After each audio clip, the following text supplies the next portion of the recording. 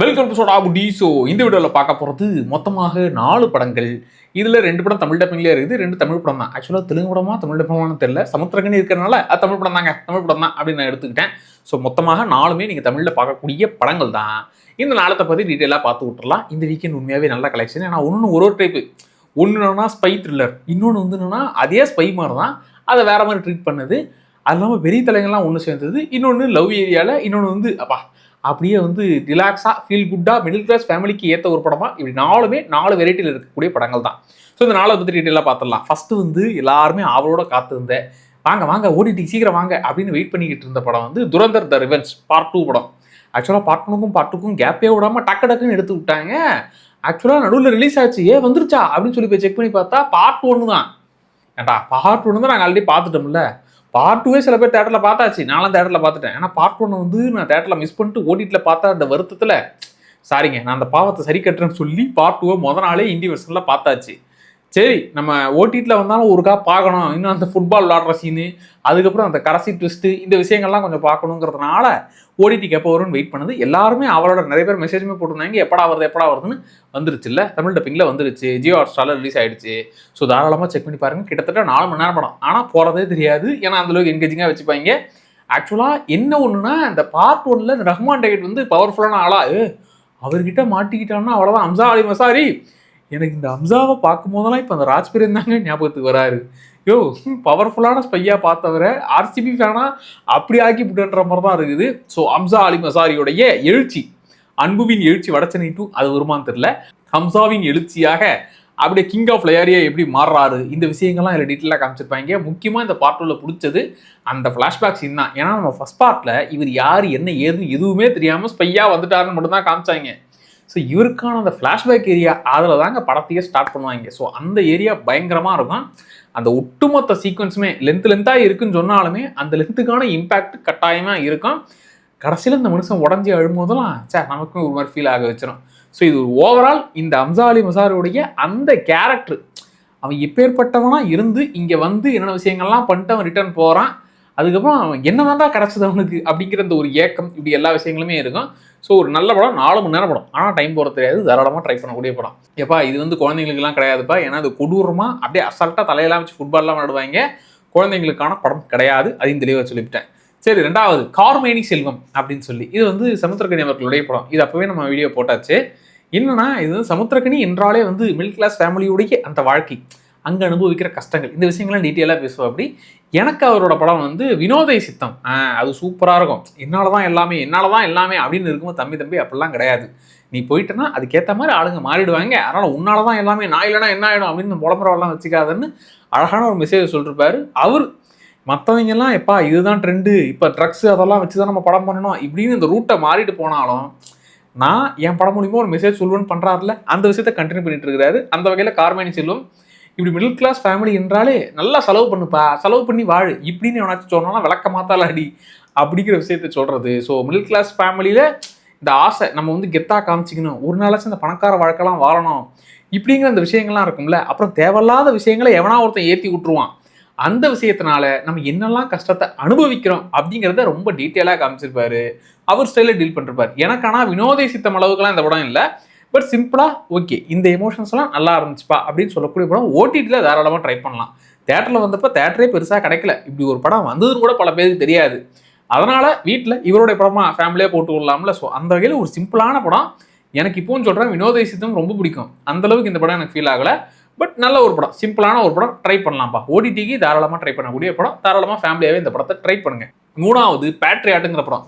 இது தேட்டர்லேயே பார்க்கணும்னு நினச்சேன், அப்போ மிஸ் பண்ணி விட்டேன். ஆக்சுவலாக தமிழ் டப்பிங்குமே வந்துச்சு தேட்டரில், அப்போ மிஸ் பண்ணி விட்டேன்.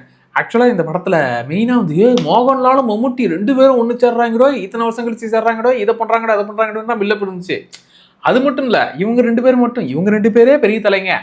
அதை தாண்டி ஃபகத் ஃபாசில் இருக்காக, இந்த பக்கம் நயன்தாரா இருக்காக, அது இல்லாமல் இன்னும் பல பேர் இருக்கிறாங்கன்னு சொல்லி இப்படி மொத்த பேரும் கூட்டணி அமைச்சு என்னப்பா பண்ணுறாங்க அப்படிங்கிற ஒரு விஷயம் இருந்துச்சு. அண்ட் 2 பேரும் சேர்றீங்களே, யார் சார் ஹீரோ அப்படின்னு அவர்கிட்டே மம்முட்டிக்கிட்டே கேட்கும்போது, கதை தான்ப்பா ஹீரோ, அந்த கதைக்கு நாங்கள் தேவைப்படுறோம், அதனால் இதில் தலையை காட்டுறோமே தவிர எனக்காக இதை பண்ணு அதற்காக அதை பண்ணு அப்படின்லாம் நாங்கள் பண்ண மாட்டோம்னு தெளிவாக இன்டர்வியூஸ்லாம் சொல்லியிருந்தார். ஆனால் ட்ரெய்லரை பார்க்கும்போது நான் கூட மம்முட்டி மோகன்லால் 2 பேர் சேர்ந்து கூட்டணி அமைச்சு சண்டைலாம் போடுவாங்கன்னு நினைச்சா மோகன்லால் அவர்கள் கேமியோ தாங்க பண்ணியிருக்காரு. ஏங்க என்னங்க கேமியோ ரோல தான் நீங்க 2 பேர் சேர்ந்து பண்றாங்கன்ற மாதிரி பில்டப் கொடுத்தீங்களான்ற மாதிரி இருந்துச்சு. ஆக்சுவலா இந்த படத்துல எனக்கு ரொம்ப பிடிச்சது என்னன்னா, இந்த ஒரு விஷயம் ஆக்சுவலா பேச வேண்டிய விஷயம். ஆக்சுவலா நம்ம பேசுறதெல்லாம் ஒட்டி கேட்டு மாப்பிள நான் ஒரு செருப்பு வாங்கலான்னு இருக்கேன், இந்த ஒரு செல்லு பார்த்துக்கிட்டு இருக்கேன் போது நமக்கு அப்படியே செல்லு ரிலேட்டடா காட்டுமே இந்த விஷயங்கள்லாம் ஏன் நடக்குது. அது இல்லாம இந்த ஒரு விஷயம் மட்டும் எல்லாருடைய செல்லையும் வந்துருச்சு. இது மூலியமா தான் அடுத்து ஒருத்தருடைய தகவல்களை தெரிஞ்சுக்க போறாங்க. நம்ம என்ன பண்றோம் ஏது பண்றோம் நம்ம செல்லு மூலியமா அப்படியே மொத்தமா நம்ம டேட்டா மொத்தத்தையும் அவங்க எடுத்துப்பாங்க. இந்த விஷயம் அடுத்து ஒரு ஆபத்தா நடக்க போகுது அப்படிங்கிற விஷயத்தெல்லாம் டீல் பண்ணுது. அண்ட் இது மூலியமா என்னென்ன விஷயங்கள்லாம் நடக்குது அப்படிங்கிற அந்த ஒரு ஸ்கேமுங்கிறத விட இது அவங்களுக்கே தெரியாம இப்ப ஏதாச்சும் ஒரு ஏமாறுறாங்க அப்படின்னா, எப்பா இந்த ஒரு விஷயத்த நான் பண்ணேன் அதனால ஏமாந்து போயிட்டேன், தெரியாம ஏமாந்து போயிட்டேன், காசு கொடுத்து ஏமாந்துட்டேன். நீ வச்சிருக்க தெரியுமா செல்லு, அந்த செல்லு மூலியமா இல்ல லேப்டாப் மூலியமா என்ன வேணாலும் என்னால பண்ண முடியும், அதுக்கான மொத்த விஷயத்தையும் நான் பண்ண போறேன்ற மாதிரி அப்படி இந்த ஃபகத் ஃபாசில் வச்சு என்னென்ன விஷயங்கள்லாம் பண்றாங்க. இந்த ஒரு விஷயத்துல இருந்து மம்முட்டி அவர்கள் போராடி நான் காப்பாத்துறேன்டா, இந்த ஒரு விஷயத்த நான் மாத்தி பண்றேன்டான்னு அவர் என்னென்ன விஷயங்கள்லாம் பண்றாரு, அதனால என்ன பிரச்சனையெல்லாம் அனுபவிக்கிறாருங்கிறதான் ஒட்டுமொத்த படமே. எனக்கு இந்த ஐடியாவும் சரி, அது மூலியமா மம்முட்டி அவர்கள் லாக் பண்றது எனக்கு ஓப்பனிங்லாம் செம்மையா அவர் எப்படா தப்பிச்சு வரப்போறாரு, என்ன பண்ண போறாரு அடுத்து அப்படிங்கிற அந்த ஒரு டென்ஷன்லாம் நல்லாவே பில்ட் ஆச்சு. அதே போல மம்முட்டியும் மோகன்லாலும் இவங்க 2 பேரும் மீட் பண்ற ஏரியா சூப்பர்ரா. அவங்க 2 பேரும் அப்படியே ஒரே ஃப்ரேம்ல பார்க்கறதுக்கும் நல்லா இருக்குது. அவங்க லைட்டா அந்த பேசிக்கக்கூடிய விஷயங்கள்லாம் நல்லா இருக்குது. அண்ட் ஃபைட் சீக்வன்ஸாகவும் மோகன்லால் அவருடைய ஃபைட் சீக்வன்ஸ் நல்லா இருந்துச்சுப்பா. அண்டு முக்கியமாக இன்னும் எப்பா இவங்கெல்லாம் இப்போ இந்த ட்ரெண்டில் இந்த செல்லு மூலிமா கம்யூனிகேட் பண்ணுறது இந்த டெக்னாலஜிலாம் இல்லாத டைம்லேயே அவங்க கம்யூனிகேட் பண்ணுவாங்கன்னு அந்த மேட்டர் எனக்கு பிடிச்சிது. ஆக்சுவலாக இந்த படத்தில் இருக்கிற அந்த ஐடியாவும் பிடிச்சிது. அதே மாதிரி அவங்க 2 பேருக்குள்ள அந்த பாண்டிங் எந்த அளவுக்கு, அவங்க 2 பேர் எந்த அளவுக்கு சீக்ரெட்ஸ் எல்லாம் அவங்க ஷேர் பண்ணிப்பாங்க, அந்த ஏரியாவும் நல்லா இருந்துச்சு. ஆனால் இப்போ எனக்கு இது நான் ஒரு படம் பார்த்தனான்றதை தாண்டி ஒரு வெப் சீரிஸ் பார்த்தா மாதிரி. நாங்கள் 8 எபிசோடுக்கு போகுது போயினே இருக்குது. கிட்டத்தட்ட 3 மணி நேரம் படம். துரந்தரம் 4 மணி நேரம் படம் தான். ஆனால் அது அந்த என்டர்டெய்னிங்காக போச்சா இல்லையா, இது அப்படியே போகுது. ஓப்பனிங் மம்முட்டி ஓகே இந்த ஒரு விஷயத்த பண்ணுறாரு, செம்மையாக ஒன்று பண்ண போகிறாரு அப்படிங்கிற மாதிரி செட் ஆச்சா, அதுக்கப்புறம் அப்படியே ஸ்லோ டவுன் ஆச்சு. அதுக்கப்புறம் ஓகே சின்னதாக ஒரு ரைஸ் வந்துச்சா, அதுக்கப்புறம் அப்படியே போகுது. அப்புறம் போகுது மோகன்லால் தலையை காட்டுறாரு, ஓகே சார் வந்துட்டீங்களா ஏதாச்சும் பண்ணுங்க சார், அதே விஷயம் தான் நான் ஸ்டார்டிங்கில் ஆரம்பிச்சு தெரியுமா, அந்த ஏரியாக்குள்ளேயே நான் சுற்றி வருவேன்னு சொல்லி அப்படியே இழுத்துக்கிட்டு இருந்தாங்க. சார் ரொம்ப இழுத்துட்டு இருக்கிறீங்க, முடிப்பீங்கன்னா அடுத்து இப்போ ஒரு விஷயத்த நான் பண்றேன்ற மாதிரி நல்லா ஆரம்பிச்சது. நல்ல ஐடியா தான் இவங்க 2 பேருடைய காம்போ. இவங்க 2 பேரும் இல்லை, இத்தனை பேருடைய கூட்டணியா ஒரு படத்துல. ஏன்னா இவங்களுக்கு நீங்க போட்டீங்கன்னு வச்சுக்கோங்களேன், சின்னதா ஒரு சீன்ல வந்தா கூட அந்த சீனை இவர் பண்ணக்கூடிய ஆளு தான்ப்பான்ற மாதிரி நமக்கு அந்த கேரக்டர்ஸோட கனெக்ட் ஆயிடுவோம். அந்த விஷயம் இப்பேற்பட்ட ஆட்களை வச்சு இவங்க பண்ணதெல்லாம் நல்லா இருந்துச்சு. ஆனா மைண்ட் செட் என்னவா இருக்கும், இத்தனை பேர் ஒன்று சேர்றாங்கன்னா அப்ப அடுத்தடுத்து என்னென்னலாமோ வெயிட்டா நடக்கும்னு எதிர்பார்ப்போம்ல, அந்த வெயிட்டான விஷயங்கள் தான் ரொம்ப இழுத்து சார் இன்னும் கொஞ்சம் ஏதாச்சும் பெரிய விஷயங்கள் பண்ணுங்கன்ற மாதிரி இருந்துச்சு. அந்த ஐடியாவா நல்ல ஐடியா, அதை இன்னும் டீட்டெயிலிங்காக சொல்லியிருக்கிறாங்களே தவிர அதை கொஞ்சம் இன்னும் என்டர்டெய்னிங்காகவும் சொல்லியிருக்கலாம் அப்படிங்கிற ஒரு கருத்து தான். இவங்க 2 பேர் சேர்ந்து தான் இந்த ஒரு படம் பண்ணணுமா அப்படிங்கிற ஒரு டவுட் தான். ஓவரால் எனக்கு ஒரு ஆவரேஜான வாட்ச் தான் இந்த படம். ஒரு ஆவரேஜான படம், ஆனால் ரொம்ப லென்த்தாக போகும், அதையுமே கொஞ்சம் மைண்டில் வச்சுக்கோங்க. பட் ஓடிடிக்கு தாராளமாக ட்ரை பண்ணக்கூடிய படம். ஓடிடியில் தானே, தமிழ் டப்பிங்கில் வேறு இருக்குது, வேணும்னா ட்ரை பண்ணி பாருங்கள். எனக்கு இந்த படம் ஒரு ஓகேவா ஒரு ஆவரேஜ் வாட்சாக தான் இருந்தது. ரொம்ப லென்த்தாக இருந்ததும் எனக்கு ஒரு கட்டத்தில் சார் சீக்கிரம் முடிக்கின்ற மாதிரி ஃபீல் ஆச்சு. எப்பா இந்த தேசப்பற்று ஆக்ஷன் மிடில் கிளாஸுடைய கஷ்டங்கள் இதெல்லாம் போகிறோம், நமக்கு அப்படியே அந்த லவ் ஏரியாவில் ஏதாச்சும் ஒன்று சொல்லணும்னா 29ங்கிற மூவி இப்போ ஓடிடியில் ரிலீஸ் ஆகிவிட்டது, நெட்ஃப்ளிக்ஸில் இருக்குது. ஆக்சுவலாக இந்த படத்தில் என்ன கதை அப்படின்னாக்கா, 29ங்கிற வயசு 27 28 ஆகிறதோ 28 29 ஆகிறதோ அதெல்லாம் பெரிய விஷயம் கிடையாது. ஆனால் 29 30ன்றது ஒரு வயசு தான்.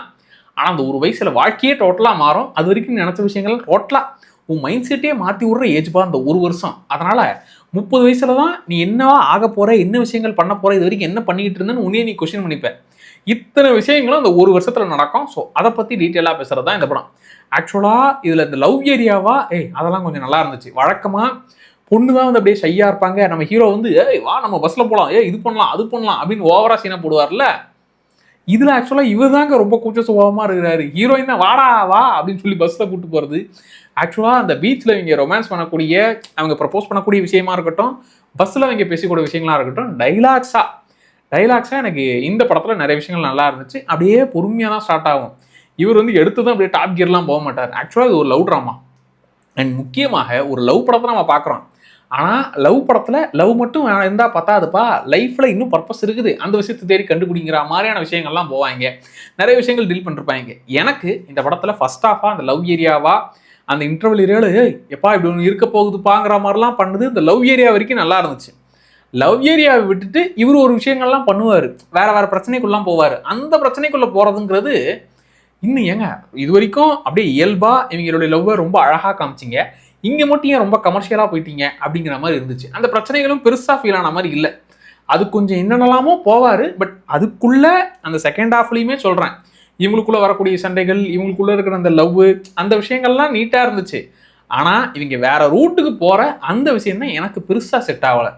ஃபர்ஸ்ட் ஹாஃபே எனக்கு அந்த லவ் இயல்பான விஷயங்கள், அதே மாதிரி செகண்ட் ஹாஃப்லையும் இந்த லவ்வில் இருக்கக்கூடிய இவங்க 2 பேருக்குள்ளே இருக்கக்கூடிய அந்த லவ்வையே இன்னும் அதுக்குள்ளே இருக்கிற பிரச்சனைகளையே நிறைய டீல் பண்ணிருக்கலாமேன்னு ஃபீல் ஆச்சு. எனக்கு இந்த படம் வேற ரூட்டை எடுத்த அந்த ஏரியா மட்டும்தான் பெருசாக செட் ஆகலை, பெருசாக கனெக்ட் ஆகலை. ஆனால் அந்த லவ் போர்ஷன் அந்த விஷயங்கள்லாம் எனக்கு ஒர்க் ஆச்சு. ஸோ ஓடிடியில் கொஞ்சம் இல்லை, ரொம்பவே பொறுமையாக போகக்கூடிய படம். அந்த மைண்ட் செட்டோட அந்த கேரக்டர்ஸோட கனெக்ட் ஆகி பொறுமையாக உட்காந்து பாருங்க. எனக்கு ஃபர்ஸ்ட் ஹாஃப் ஒர்க் ஆச்சு, செகண்ட் ஹாஃப் பெருசாக கனெக்ட் ஆகலை. அதுதான் எனக்கு இந்த படத்தில். பட் ட்ரை பண்ணக்கூடிய படம் ஓடிடியில் தான். இந்த 4த்துமே ஓடிடியில் தான் ட்ரை பண்ண போறீங்க. ஸோ தாராளமாக ட்ரை பண்ணி பாருங்க. அண்ட் இந்த 4ல் உங்களுக்கு இந்த ஒரு படமும் எந்த மாதிரியான ஒரு ஃபீலிங்ஸை கொடுத்துச்சு, எப்பா எனக்கு இந்த படம் இப்படி இருந்துச்சு, எனக்கு இந்த படம் செட் ஆச்சு, எனக்கு இந்த படம் பெருசாக செட் ஆகலை, இப்படின்னு இந்த 4 படங்கள் பார்த்துட்டு உங்களுக்கு எப்படி இருந்துச்சுங்கிறத மறக்காம கமெண்ட்ல சொல்லுங்க. அதை நானும் தெரிஞ்சுக்கிறேன். அப்படியே சோடாபுடி சேனலை சப்ஸ்கிரைப் பண்ணிக்கோங்க. இன்னும் ஒரு கொரியன் சீரிஸ் வேற, எப்பா எத்தனை கொரியன் சீரிஸ் தானே நெட்ஃப்ளிக்ஸ்காரனே வாங்கி வச்சிருக்கிற, வாரத்துக்கு ஒரு கொரியன் சீரிஸை இறக்கிட்டே இருக்கின்ற மாதிரி இருக்குது.